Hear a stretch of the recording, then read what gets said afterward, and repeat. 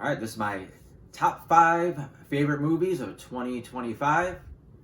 Um, I've said probably other places that I'm not a movie critic. I do like to go to the movie theater and see a lot of movies, but it's the stuff I like. I see a lot of action movies, especially superhero stuff. That's my favorites. I'll go see some comedies. I'll see a couple horror movies here and there, but that's not really my cup of tea necessarily. A lot of the big movies that everyone's probably talking about, I haven't seen. I didn't see it. So this is my 5 favorite movies out of what I saw.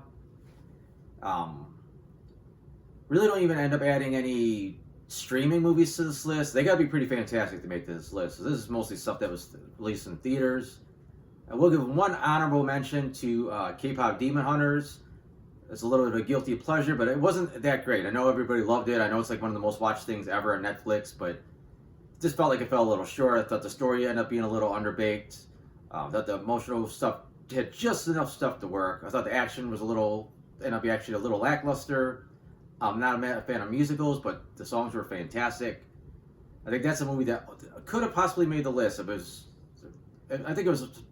I heard Netflix made them cut it down for runtime, and I think if they would have left some of the original details in that story, I think that could have been a contender for the top 5. Maybe not though.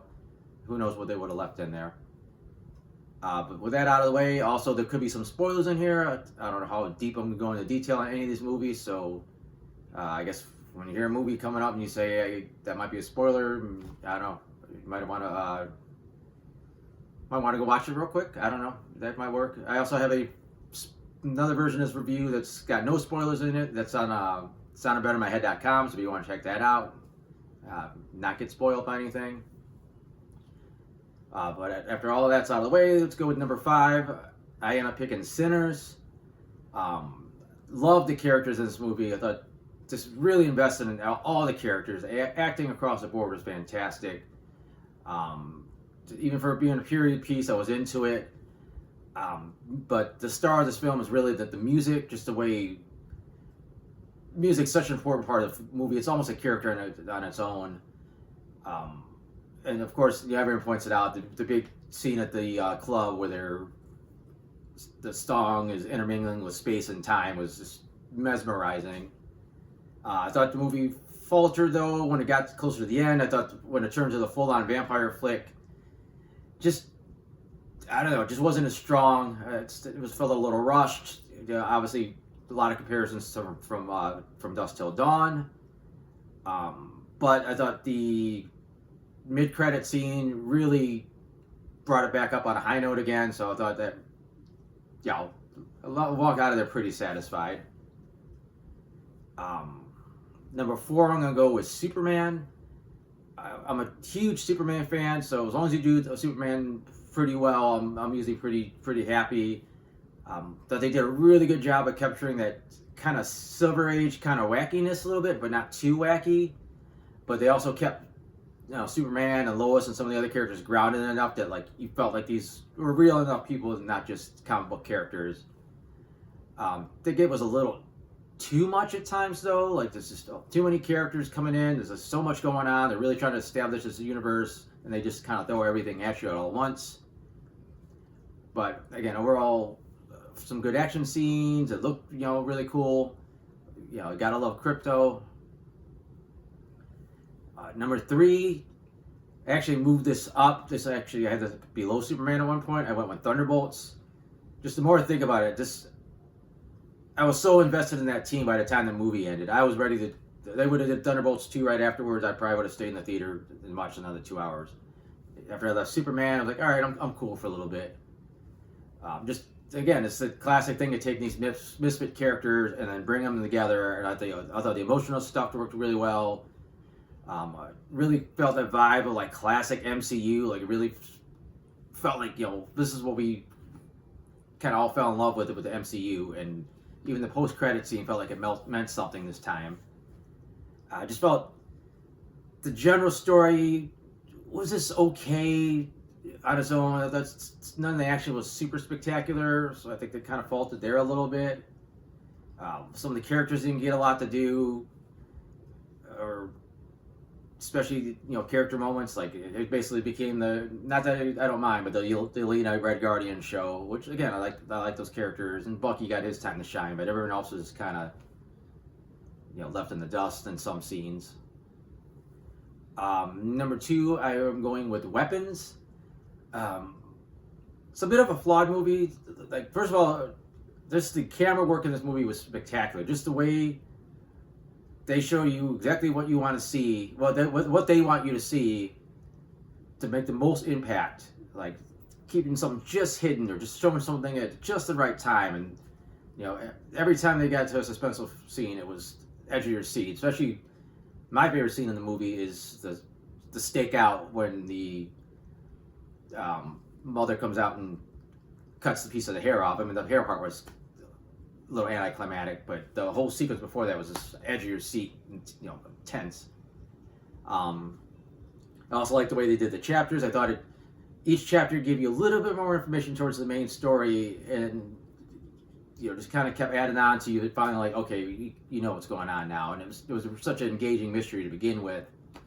But there wasn't as much of a sense of urgency in points. Like you're ready to find out what happened to these kids, and it's like, okay, well, we're just going to spend a day with this teacher, and there's only a couple brief hints early on of anything weird, and it takes a long time before it builds anything really interesting, and then it stops, and then it goes into the next sequence. And like some of them, they're interesting, but they're not adding on to that story. And on top of that, not everybody's that likable. Like the teacher comes off as like what are you doing? Like you're an idiot, and the cop's kind of a douchebag a little bit, and this like a lot of the characters aren't really necessarily that engaging at first. But like I said, everything comes together in the end, and it's the super satisfying ending, of course, with all the little kids just ripping that witch to shreds. A couple jump scares too. Some are unearned, some actually felt like they worked within the movie. And finally, I end up going with the Fantastic Four: First Steps is my favorite movie this year. Like I said, I love superhero stuff. Number one, when MCU does things right, it's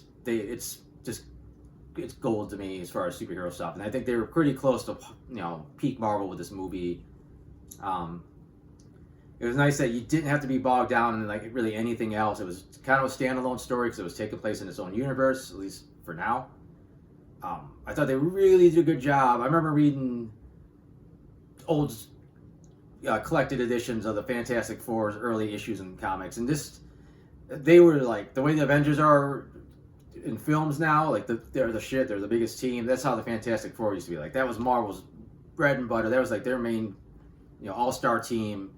The Marvel Universe revolved around them, and they were celebrities, they were family, and like this movie just captured that feeling of the Fantastic Four is just the premier team in the world, and like everybody knows them and they love them. They got the family dynamic down. I thought the whole sequence when they went in space to deal with Galactus, especially the chase at the end with the Silver Surfer, was like awesome. Really made good use of like the sci-fi element of the team. The scale on Galactus was like spot on. Like you just felt like this is just a big dude and he's scary. I think early on, it didn't really drag to me, but I could see where a lot of people think it dragged. It was missing a little bit of a oomph early on. Like I know that there was an action sequence that was apparently cut in the start of the film. There's little bits and pieces that they repurposed. I think it could have used like an early action sequence to just kind of get you into it a little bit better. And then I think there was some other stuff that, like, the Thing had this little romantic subplot that really went nowhere, and especially it's not even an established comic character that I'm aware of, so it's not like you're like, okay, I know where this is going because I read the comics. It's like, where is this going? I don't know. And again, post-credit scene once again felt like it meant something. It was pretty vague, but I think they're really trying to keep Doomsday vague at this point. But I think that's my top 5 favorite movies this year. Also, it's Christmas Eve, so if you're wondering at all why I'm wearing this hat and I got the lights on, and chances are you're not going to watch this video on Christmas Eve. If you do, that's awesome. Thanks for being early to the program here, but this is turned into a Christmas Eve video for some reason. But yeah, that's it. Like I said, I have the spoiler-free version of this review up. There's links on there to all my original spoiler-free reviews for these movies. So if you want to get a little more detail, you can click on those links there.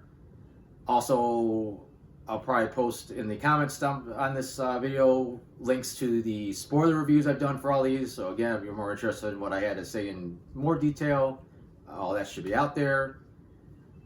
And again, if you're watching this anywhere near the holidays, Merry Christmas, Happy Holidays. Maybe you watch this next year.